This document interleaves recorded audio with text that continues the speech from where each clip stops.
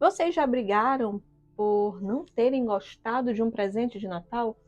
Ou brigaram porque alguém não gostou do presente de Natal que vocês deram? Afinal, não gostar de um presente é possível. Eu diria até normal. Mas matar por causa disso foi o que aconteceu no Natal de 2013 na Escócia. Alan Williamson foi morto pela sua vizinha Melissa Young. Quando eu digo que todo cuidado do mundo é pouco, mas por que eu falo isso? Porque eu sou Gigi Barreto, a sua perita criminal. A sua perita criminal que lhe ajuda a aguçar o olhar investigativo e o olhar pericial. Mas antes de irmos ao caso, aquela conversa que é muito importante. Já sabe, dá o like, comenta, compartilha, segue aqui esse canal, porque tudo isso nos ajuda a crescer mais e mais. E esse conhecimento que é tão necessário, difundido para mais pessoas.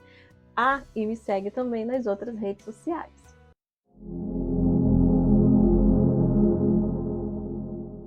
Melissa Young, ela nasceu Richard McBack em 1977 em Perth, Escócia. Ela teve uma infância conturbada e repleta de violência, drogas, crimes e mania religiosa. Então já imaginam aí, hein? Como eu digo, há misturas perigosíssimas. Quando se envolve religião, se prepara porque o fogo é grande. O Richard nunca se viu como um menino e desde os 14, 15 anos que se vestia de menina. E por conta disso, gangues de adolescentes lá do bairro onde ele morava faziam o quê? Atacavam, batiam nele. E nesse meio ele cresceu e já quando jovem adulto se envolveu com o quê? Com crimes. Desde agressões, a violação de pais, roubos, furtos e inclusive incêndio intencional. Aí aqui eu já faço uma pergunta. Quando a gente vê incêndio, já acende uma luzinha, né? Sobre o quê? Psicopatia. Infelizmente, não há registros de Richard McCabe nem de Melissa Young antes desse crime. E o que há na internet sobre a infância e adolescência é muito pouco. Então, nós não temos informações sobre os pais, sobre se houve ou não incidência, relatos de incêndios na fase infantil do Richard, tá? Jung também era uma ladra de lojas. E não era qualquer loja não, tá? Ela ia nas roupas que custavam milhares de libras. Essa faceta de ladra de roupas foi descoberta quando ela foi presa pelo crime que é o assunto do nosso vídeo hoje. Quando que Richard se tornou Melissa? Em 2002, quando teve todos os seus documentos modificados para a razão social já de Melissa Young. Um ano depois de Richard ter se tornado Melissa, uma amiga dela conseguiu uma vaga para ela trabalhar numa sauna. Young foi trabalhar com uma dezena de mulheres. Só que ela não foi com o nome Melissa, ela foi com o nome Chloe. E por ser alta e a voz rouca, se tornou popular entre os clientes. O dono da sauna, ele cedeu algumas entrevistas e sempre com o codinome de Cher. Ele não revelou o nome verdadeiro. Ele é um homossexual assumido e talvez por isso também tenha surgido essa empatia com a Melissa. Apesar de tudo que a Melissa fez com ele. Sim, a Melissa aprontou muito com o próprio chefe. O Cher lembra, inclusive, né, que em um determinado momento, quando estava com a Melissa, no apartamento da Melissa, a Mel, vamos chamar de Mel, né, estava brincando com uma faca e disse para o Cher que eu poderia matar todos com esta faca. O Cher, naquele momento, disse que pensou que fosse uma brincadeira, né, mas que sabia que ela era capaz, por conta de todo o comportamento que ela já vinha apresentando lá no local de trabalho. A Jung, ela tem algo que chama muito a atenção de todos e chamou a atenção do Cher, é que a Jung tem 2 tatuagens, uma em cada braço. Um braço, a tatuagem da Virgem Maria, e na outra, do diabo. E além disso, ela tinha uma certa fixação pela Igreja Católica, escrevendo inúmeras cartas ao Papa e ao cardeal da época, além de frequentar uma igreja central lá em Edimburgo. Só que ela foi convidada a se retirar da igreja. Por quê? Porque descobriram, isso em 2011, que ela estava vendendo seus serviços íntimos nos ônibus por 50 libras.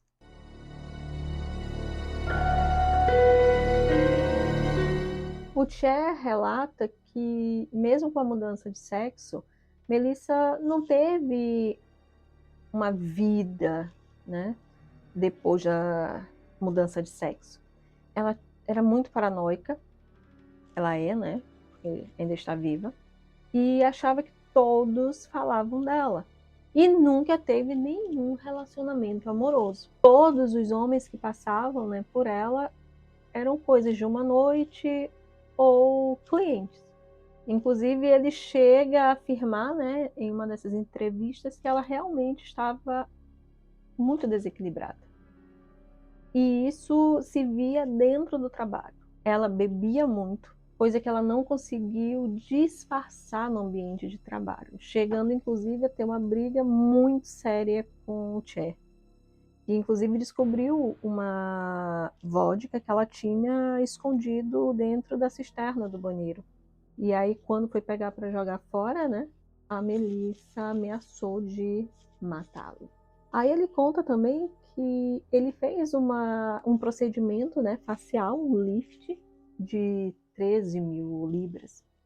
E segundo ele, a Melissa estaria com muita inveja. E por ela quase não ter seios, né, ela queria colocar prótese e precisava de 3 mil libras. E ela foi até o Cher para que ele emprestasse esse dinheiro a ela. Ele, obviamente, se recusou e deu o conselho para ela economizar essa grana em vez de beber. Ela não gostou muito, não. Por conta dessa negativa, o que ela começou a fazer? A levar os clientes para casa dela, tirar da sauna e levar lá para o apartamento dela. Pois é, isso aí não deu certo, porque o Cher descobriu. E lógico que a demitiu por conta disso. E essas idas de clientes ao apartamento dela acabou fazendo com que ela fosse despejada, porque descobriram também lá. Assim que ela foi demitida, foi despejada, o universo, né, parece assim que conspirou mais pesado ainda. Ela foi presa. Ela foi presa por furto, ficou 18 meses presa. Assim que ela saiu da prisão, não demorou muito, o crime aconteceu. Assim que Melissa saiu da prisão, ela foi morar em um complexo habitacional popular. E lá ela conheceu a vítima. Ele era um vizinho e amigo, Alan Williamson, de 47 anos, 10 anos mais velho que a Melissa, que tinha 37 na época. Só que assim, eles eram amigos, mas uma amizade bem estranha, porque 18 de julho de 2013, não se sabe o motivo, mas Melissa sequestrou o Williams. Ela alegou falsamente que o Wilson tinha pego as suas chaves, roubado as chaves da sua casa, né? Porque depois se descobriu que nada disso aconteceu. E aí ela trancou o Wilson E ela ficou mostrando a faca para ele, né? E isso deixou tão apreensivo que ele pulou da varanda do apartamento do primeiro andar. Mas há um detalhe interessante. Eu comecei a fuçar a internet e aí eu descobri que ele tinha sido preso. Por qual motivo? Olha só. Ele foi preso quando tinha 34 anos, tá? 13 anos antes, por tentativa de estupro de uma mulher de 55 anos. Ele alega que estava sob efeitos, né, de entorpecentes e que não lembra de nada. Mas, segundo ela, encontrou com ela na rua, seguiu e forçou a entrada dele na casa dela. E tentou, não consumou o fato. Houve apenas a tentativa. E por conta disso, ele foi preso por 6 anos. Aqui no Brasil, esse eu acho que é o tempo que a pessoa fica presa com o fato consumado, né? O que este fato nos traz? Perguntas, né? Só o que a gente pode fazer. E que é muito bom fazermos perguntas, porque abre a nossa mente. O que será que aconteceu entre Melissa e Alan? Para ela ter prendido ele, né? Sequestrado ele, deixado ele preso dentro de casa e ameaçado, né, com a faca. E depois ter cometido o que cometeu. Porque aqui há uma dúvida se tudo que ela fez na noite de Natal foi premeditado ou não. Há quem acredite na premeditação, outros não. Vamos lá, acompanha comigo e me diz qual é a tua opinião.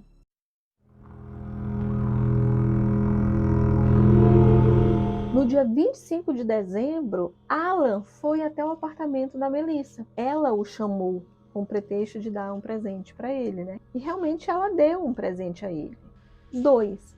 Um par de tênis unissex e uma cópia do calendário de 2014 do jornal Sun. Eu acho que ele não gostou muito porque ele não aceitou o presente. Você sabe se ele não aceitou porque não gostou dos presentes ou porque, né? Afinal, ela já tinha aprontado com ele, né? E aí é que tudo começou. Ela começou a atacá-lo. Antes dele vir a morrer, ela ligou para a polícia. Ela fez 2 ligações para a polícia. Uma logo no início, antes da meia-noite. Tanto que na ligação da emergência, os atendentes relatam que ouviram Alan gritando por socorro e pedindo para que ela deixasse ele sair. Mas ela não deixou, não. Ela esfaqueou repetidas vezes. Foram 29 lesões por arma branca. 12 no lado esquerdo, no peito da vítima. 12 no membro superior esquerdo. E 5 no lado inferior esquerdo.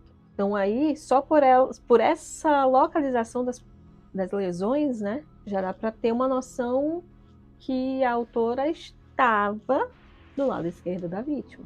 Várias das lesões penetraram na cavidade torácica e perfuraram o pulmão e o coração. Outras facadas penetraram na cavidade abdominal e atingiram o pâncreas, o estômago, o baço. Já na porção inferior esquerda foi atingido a femoral. O médico legista aí relata que a profundidade da lesão na femoral foi em torno de 8,5 centímetros. Então dá para você ter uma noção de que essa foi uma das lesões principais de causa-morte, assim como a do coração e pulmão. Depois de ter desferido todas as facadas, ela liga novamente para a emergência policial e disse que havia esfaqueado alguém 7 vezes. 7 vezes? Foram 29, ela disse apenas 7. E ela disse mais. Ela disse algo que veio a pesar contra ela. E aí vem aquela questão da pergunta que eu fiz para você. Será que foi premeditado ou não? Ela fala, sou psiquiátrica.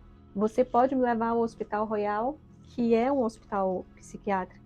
O tribunal realmente interpretou como uma estratégia de ludibriar, de enganar a equipe investigativa.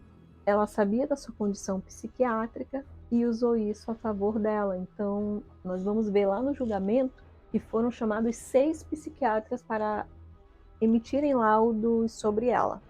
E o que eles falaram em relação a isso. E aí eu trago para vocês, nem tudo que parece ser é. As pessoas, elas estão sempre usando as informações que elas têm, o conhecimento que elas têm, para criar narrativas.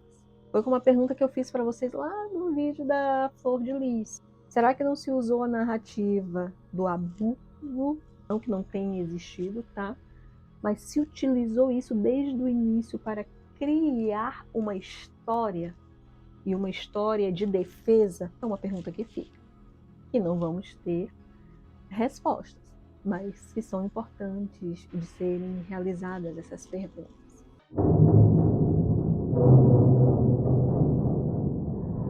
Quando a polícia chegou ao apartamento, ela reafirmou que ela precisava ir para o hospital. E o réu estava completamente coberto de sangue. E a frase da Jung, além de falar que precisava, né, ir ao hospital, foi palavras dela: o poder que isso me deu foi incrível. Obviamente, né, que fizeram testes toxicológicos nela, a equipe de peritos, né, forenses, e o relatório toxicológico emitido depois mostrou vestígios de 4 drogas diferentes. E a Jung estava com teor alcoólico acima do permitido. A Jung, ela afirmou também para os investigadores ali, o arcanjo São Miguel tinha tomado de conta do corpo dela, como um instrumento de Deus para punir o que é impuro. Ela dizia que ouvia vozes também. Nessa época, ela fazia uso de 14 medicamentos prescritos, inalava solventes diariamente, bebia em excesso e fumava heroína, inclusive feito isso na manhã do crime. A área do prédio onde ficava o apartamento do crime, né, foi isolado.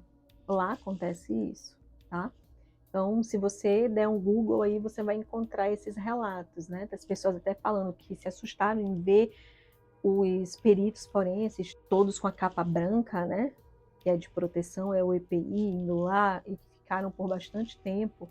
Isso acontece lá. Até porque, assim, para eles se assustam porque são cidades pacatas, né? Os crimes lá não acontecem na mesma frequência que ocorrem no Brasil. Assim como acontece aqui, vão os peritos de cena de crime, coletam os vestígios, mandam para os peritos de laboratórios, onde são processados e tudo mais. Enquanto esperava o julgamento, Melissa ela foi para a única prisão feminina da Escócia e lá ela aprontou também. Ela teve um surto, né, de raiva. Ela simplesmente mordeu uma agente penitenciária feminina. Tudo por conta de cigarro. Mas não foi algo assim, chegou e mordeu. Não. Ela simplesmente foi para cima da agente policial, puxando pelo cabelo, derrubando, chutando, caindo em cima da policial e aí sim desferindo a mordida que foi profunda. Depois o advogado alegou que era pressão pelo julgamento, né, que estava próximo. Inclusive o julgamento não demorou muito não, tá? Foi dia 11 de agosto de 2014, igualzinho o Brasil. Eu sei que eu tô ficando chata nisso, né? A gente tem que lembrar, né? Inicialmente, ela negava que tinha esfaqueado o Alan. Ela dizia, inclusive, que era uma conspiração da polícia para incriminá-la. Depois, ela já assumiu, né? E para ela afirmava ser indiferente ter tirado a vida dele, porque ela não gostava dele. Eles não eram amigos. Lembra que eu falei dos 6 psiquiatras que foram contratados para emitir laudo? Pois sim, esses psiquiatras forenses, eles foram unânimes em diversos pontos em relação à personalidade da Melissa Jung.